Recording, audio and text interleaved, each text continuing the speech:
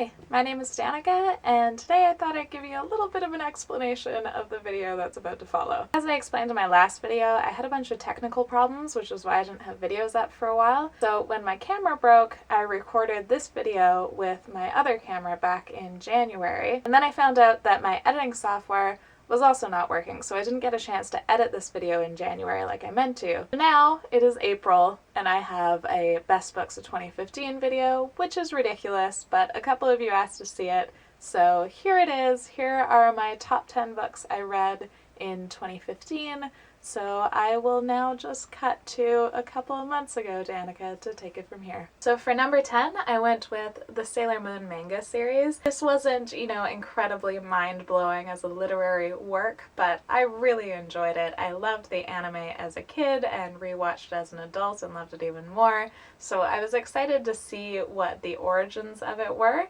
I was expecting to like the manga a lot more than the anime because usually the original is just a lot better, but the anime did flesh out some things that weren't as developed in the manga. It also added a whole bunch of filler in the anime, so I thought it was actually a pretty good balance in both. I liked both of them, but in different ways, and I'm excited to watch Sailor Moon Crystal and see what that is like, but I just had a lot of fun reading these this year. For number 9, I went with My Education by Susan Choi. This is about a woman who goes to university, and she takes a class with a guy who is notorious for sleeping with his students, and she is completely entranced by him. And then she meets his wife, who is even more interesting. This is the kind of story that is like a train wreck. It is so unhealthy and so obviously going to go badly, but I was fascinated by it. I couldn't look away. I don't know why I always am a sucker for those stories of just toxic relationships, and this was one that really kind of ticked those boxes for me. So if you also like reading about just passionate and horrible love affairs, then you'll probably enjoy this one. Number 8 was A Tale for the Time Being by Ruth Ozeki. I love Ruth Ozeki's writing style. This one is following 2 different characters, one of whom is a woman on the west coast of North America who finds a journal of a teenage girl in Japan washed up on the beach and isn't sure if the girl survived the tsunami. And the other half is following this girl through the journal. The character of Now goes through a lot of just terrible things. On the other side of it, you have this character who is also called Ruth, like the author, has a lot of similarities with the author, and it all starts to get really meta,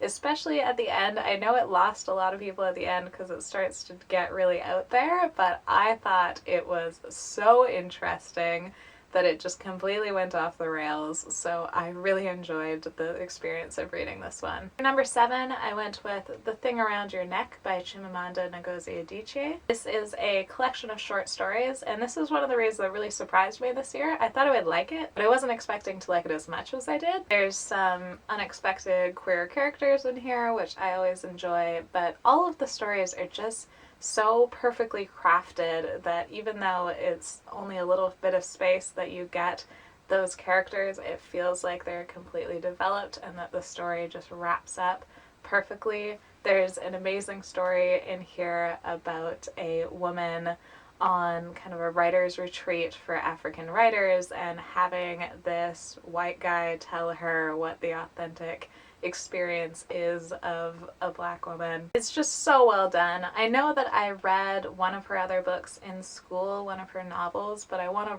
go back and reread that and read her other books because this is just so skillful. Number 6 is Beloved by Toni Morrison. This was such a difficult book to read. The subject matter is just as dark and horrifying as you can get. It is so powerful though. As I was reading it, I thought this is incredible and I want to read much more of Toni Morrison, but I don't think I'm going to be able to pick up another one of her books for at least a year. Like, this book was so emotional and powerful that I don't think it's something you can just pick up lightly. But now I definitely understand why people talk about Toni Morrison the way that they do. I'm definitely going to go back and read probably all of her books, but this one was definitely one I'm not going to forget. For number 5, I went with Bodymap by Leah, Lakshmi, Piepzna-Samarasinha. This is a collection of poetry. This is one that I had the odd experience while reading this for the first time of being impatient to finish it so that I could reread it. I felt like I was loving it, but I knew that the more I read it, the more I was going to get out of it. Poetry can be really hit or miss with me, but this is one that definitely drove home, and she tackles all of these ideas of race and class and sexuality and disability, but they're also so grounded. They're not just theory, they're just everyday life. One of the passages that stuck in my mind is from the poem $1 Million, where someone says that you look like $1 million, and she replies with, and I wondered what $1 million looks like, and what minus 187 in overdraft plus fees looks like, because I have looked like that. This is just a book about survival and about living in a world that doesn't really want you in it, and managing to still find meaning and passion. And I know this is one I'm going to return to. It just has so many incredible things to say. For number 4, I have Lost Boy by Sassafras Lowrey. This is a queer punk retelling of Peter Pan, and if that doesn't immediately intrigue you, I don't know what to say. I was obviously hooked just from the premise of this book, and it exceeded even those expectations. I really liked that it's told from one of the Lost Boys' perspectives, so it is about Pan and it's about Wendy, but it's also about this bigger cast of characters that you don't usually get to see their perspective. It's also interesting because this is mostly about homeless queer youth, and even though it's in this almost fantastical setting, it's still given the kind of weight that that deserves. Sassafras Lowrey edited the book Kicked Out, which is homeless queer youth telling their own stories. I just loved everything about this one, including that it's just a beautiful book. It's got the deckled edges, it kind of looks like a Bible, and I love that. This does have a lot of BDSM elements, so if you don't think you can handle that, then maybe keep that in mind, but other than that, I would definitely recommend it. For number 3, I have Falling in Love with Hominids by Nalo, Hopkinson. This is a collection of short stories. They all have sort of a surreal or fantasy element to them. I just adored reading this collection. There's a take on Bluebeard that I am never going to forget. The longest story in this collection has queer women main characters, and there's a couple of other queer characters and stories in here as well. One of my favorites was just this really domestic story about these two men in a BDSM committed romantic relationship, and their chicken goes missing, and it's just them trying to track down their chicken, and it's adorable. And they have a flying cat, and there were so many different aspects to this collection that I loved, and now I am definitely going to read everything that Nalo Hopkinson ever writes because I just adored this. And I liked how the stories were introduced by her and gave a little more background, and they really added to them. And the second spot goes to The Summer We Got Free by McKenzie. This book was incredible. It's about a woman who's living in kind of a loveless marriage. She and her husband are living in a house with her family, and something happened in their past that basically just shattered this family, and everything about her life just seems washed out and dull.